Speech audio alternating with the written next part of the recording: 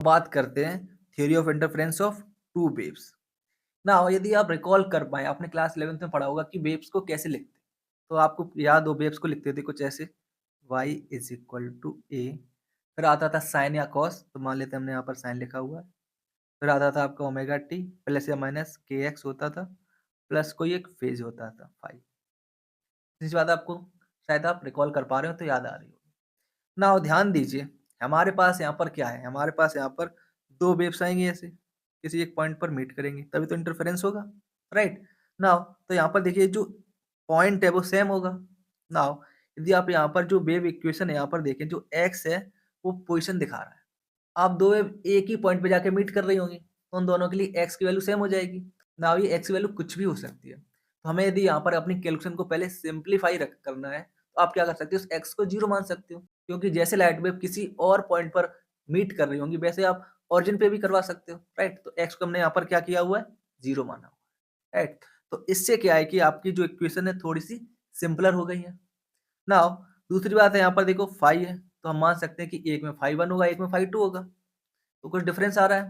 तो यदि इस डिफरेंस को हम लोग और सिंप्लीफाई करना चाहें तो हम लोग क्या लिख सकते हैं, एक का फाइव फाइव और दूसरे का जीरो, राइट। तो इन्हीं बातों को ध्यान में रखते हुए आप देखोगे कि आपके पास है दो वेव इक्वेशन, राइट। कौन सी, y one is equal to a one sine omega t, दूसरी हो जाएगी आपकी a two sine omega t minus five. बात क्लियर है यहाँ पर। नाउ अब हमें यहाँ पर इनको एक पॉइंट पे मीट कराना है, तो जो रिजल्टेंट वेव बनेगी उसकी इक्वेशन क्या हो जाएगी, इन दोनों का सम, राइट। यहाँ पर आपको दिख रहा है।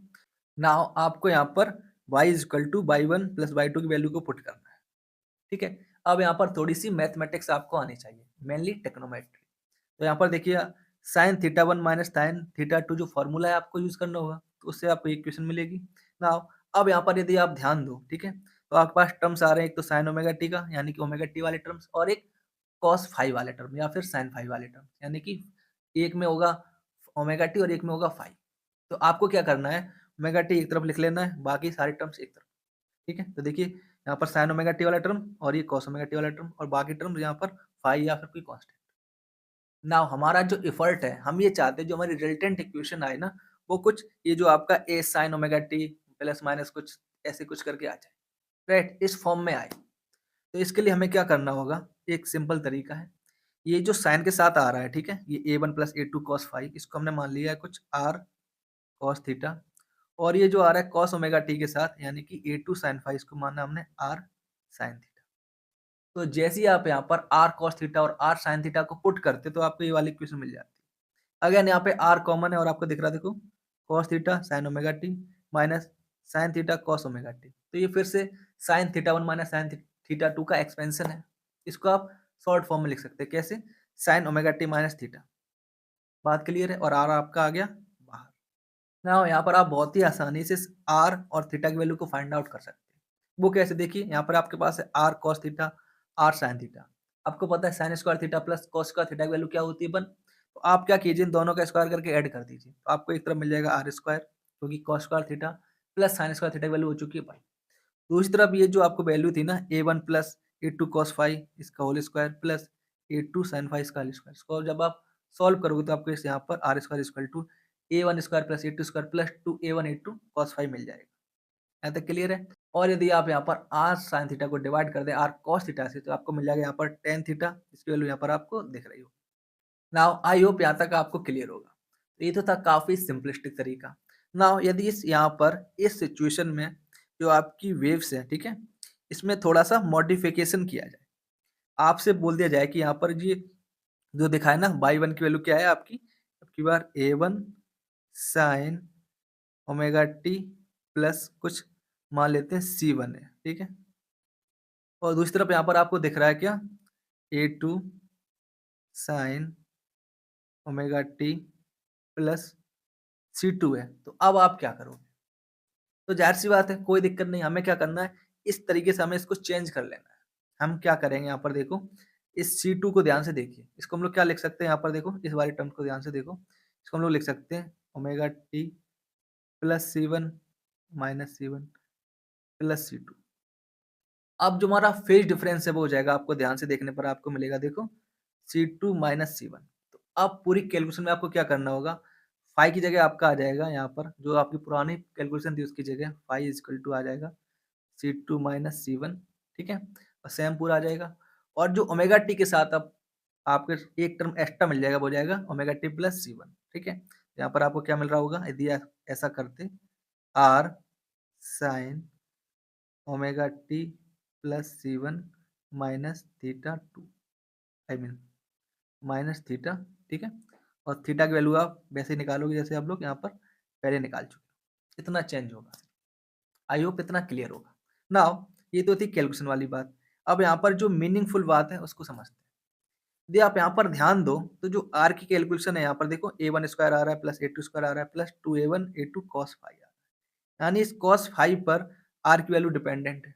आर क्या है आपका एम्पलीट्यूड, यानी कि जो फेज डिफरेंस है यदि चेंज हो जाए तो आर की वैल्यू भी चेंज होनी चाहिए। तो यदि अब मैं आपसे पूछूं यहाँ पर आर की मैक्सिमम वैल्यू कब मिलेगी, तो जाहिर सी बात है यहाँ पर देखो जो cos फाई की मैक्सिमम वैल्यू आ जाए वो कब होगी, जब cos फाई की वैल्यू हो जाएगी 1, यानी कि यदि cos फाई की वैल्यू हो जाए आपकी +1 तो आर मिलेगा आपको मैक्सिमम। क्लियर थी सी बात। नाउ अब यदि हमें निकालना हो आर मिनिमम, तो मिनिमम कब हो सकती है, जब cos फाई की वैल्यू हो जाए मिनिमम, वो कितनी होती है, तो cos फाई आपका हो जाए -1 तो आपको मिल जाएगा R minimum. Now cos phi की वैल्यू 1 होने के लिए क्या होना चाहिए, जाहिर सी बात है cos फाई की वैल्यू 1 होने के लिए फाई की वैल्यू होनी चाहिए 2 पाई का कोई इंटीजर मल्टीपल, जैसे कि हो सकता है 2 पाई 4 पाई 6 पाई 8 पाई, या फिर इसकी नेगेटिव वैल्यू -2 पाई -4 पाई -6 पाई, या फिर 0, राइट, इंटीजर है। वहीं यदि cos फाई की वैल्यू हो जाए -1, यानी कि हमें चाहिए आर मिनिमम, तो क्या होना चाहिए, तो जाहिर सी बात है यहाँ पर जो पाई है ना उसका ऑड मल्टीपल, जैसे कि 1 पाई 3 5 पाई 7 पाई, राइट, इस तरीके से। इतनी बात क्लियर है। ओके, अब आगे बढ़ते हैं। नाउ यदि आप ध्यान दें तो यहाँ पर वही लिखा हुआ है जो हम लोग ऑलरेडी डिस्कस कर चुके हैं। बात क्लियर है। नाउ ये एक सिंपल सिचुएशन है, मान लीजिए किसी तरीके से a1 और a2 की वैल्यू बराबर हो जाए a के, तो क्या करना होगा, आर की वैल्यू देखिए निकल के आ जाएगी आपकी यहाँ पर, ठीक है, सिंपल मैथमेटिक्स है। नाउ अब आर तो है किसी वेव का एम्पलीट्यूड, वो तो हमें दिखता नहीं है, हमें क्या दिखता है, हमें दिखती है इंटेंसिटी।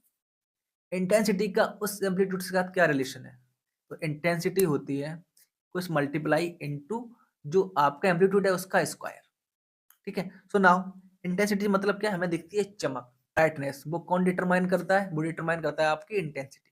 ना हम लोग फोकस करेंगे इंटेंसिटी पर, ठीक है।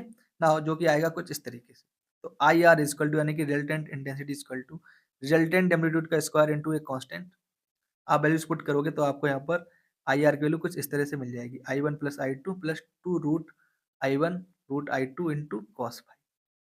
अब यदि हमें इंटेंसिटी फिर से ज़्यादा चाहिए तो हमें यहाँ पर कॉस फाइव की वैल्यू 1 चाहिए, और इंटेंसिटी मिनिमम चाहिए तो कॉस फाइव की वैल्यू होनी चाहिए -1। सेम तरीका, राइट, सेम फाइव की वैल्यू आएगी। ओके, हम लोग डिस्कस कर चुके हैं। नाउ अब यहाँ पर एक बात आती है कॉन्ट्रास्ट रेशियो, तो ये क्या रहता है, ये आपका रहता है maximum intensity divide by minimum intensity, जो ये रेशियो है वो आपका कहलाता है कॉन्ट्रास्ट रेशियो। बात क्लियर है। तो ना यहाँ पर यदि आप चाहो तो पुराने जो फॉर्मूला आपने सीखा उसको आप यूज करोगे तो आपको इन दो तरीके से मिल जाएगा, राइट। जिसमें ये जो तरीका है ना आपका ये वाला, कई बार आपसे घुमा फिरा के यहाँ से पूछता है। आई मैक्स आपका क्या हो जाएगा, के बाहर आ जाएगा, ठीक है, और A1 प्लस A2 का होल स्क्वायर, और आई मिनिमम क्या हो जाएगा, के टाइम्स A1 माइनस A2 का होल स्क्वायर, क्योंकि यहाँ पर के से के कैंसिल, तो जो कॉन्ट्रास्ट रेशियो है आपको कुछ यहाँ पर इस तरीके से मिल जाएगा। बात क्लियर है। नाउ अब जो बहुत इंपॉर्टेंट टर्म यूज होता है वो आपका होता है फेज डिफरेंस और पाथ डिफरेंस।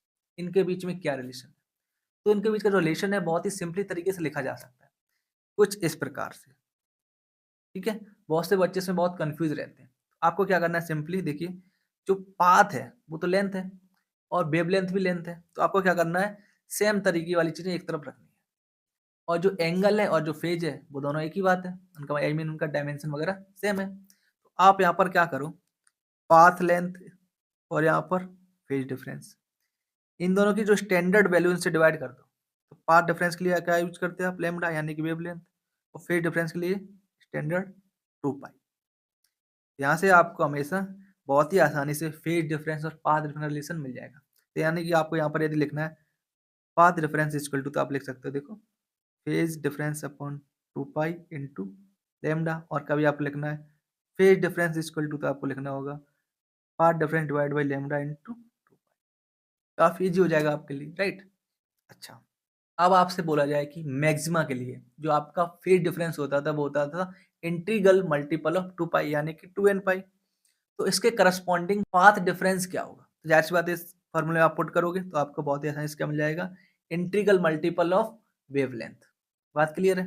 वहीं यदि आपसे पूछा जाए जो मिनिमा है उसके लिए आपका फेज डिफरेंस क्या था? तो आप बोलोगे कि odd number multiply of pi.